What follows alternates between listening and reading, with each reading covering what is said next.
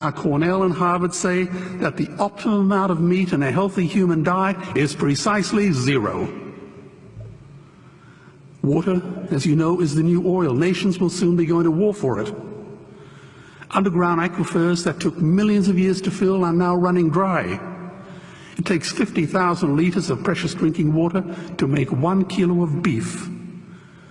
Today, 1 billion people are hungry. 20 million people will die from malnutrition. Cutting meat by only 10% will feed 100 million people, and eliminating meat will end starvation forever. If everyone ate a Western diet, we would need 2 planet Earths to feed us. We've only got one, and she is dying. Greenhouse gas emissions from livestock is 50% greater than transport, as Peter said. Cars, trains, buses, ships, lorries, the whole lot. And as I travel around the world, I see poor countries who sell their grain to the West while their own children starve in their arms. And the West feeds it to livestock so we can eat a steak? Am I the only one who sees this as a crime? Believe me, every morsel of meat we eat is slapping the tear-stained face of a hungry child. When I look into her eyes, do I remain silent? The earth can produce enough food for everyone's need, but not enough for everyone's greed. We are facing the perfect storm. If any nation had developed weapons that could wreak such havoc on the planet, we would launch a preemptive military strike and bomb it back into the Bronze Age. But it's not a rogue state, it's an industry. The good news is we don't have to bomb it. We can just stop buying it. Sir George Bush was wrong.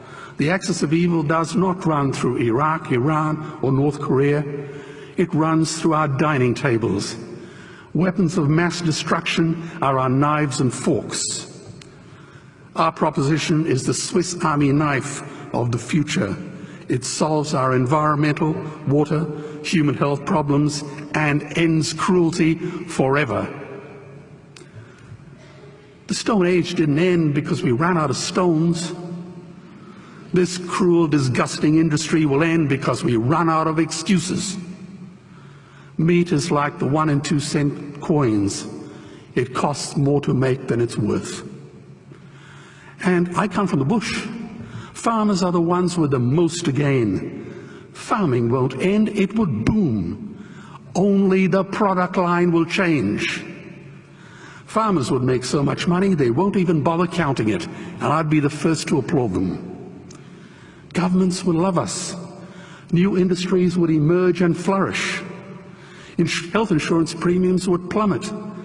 Hospital waiting lists would disappear. Hell, we'd be so healthy, we'd have to shoot someone just to start a cemetery.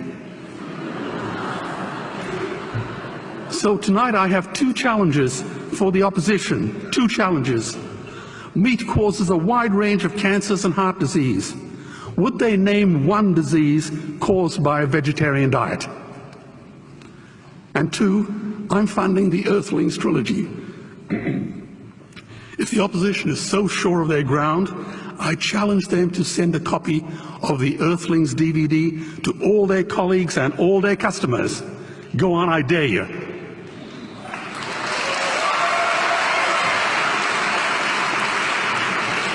Animals are not just other species, they are other nations, and we murder them at our peril. The peace map is drawn on a menu. Peace is not just the absence of war, it is the presence of justice. Justice must be blind to race, color, religion, or species. If she's not blind, she will be a weapon of terror. And tonight, there is unimaginable terror in those ghastly Guantanamos we call factory farms or slaughterhouses.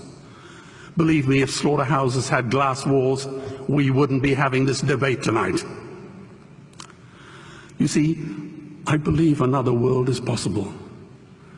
And on a quiet night, I can hear her breathing. Let's get animals off the menu and out of these torture chambers. Please vote tonight for those who have no voice. Thank you.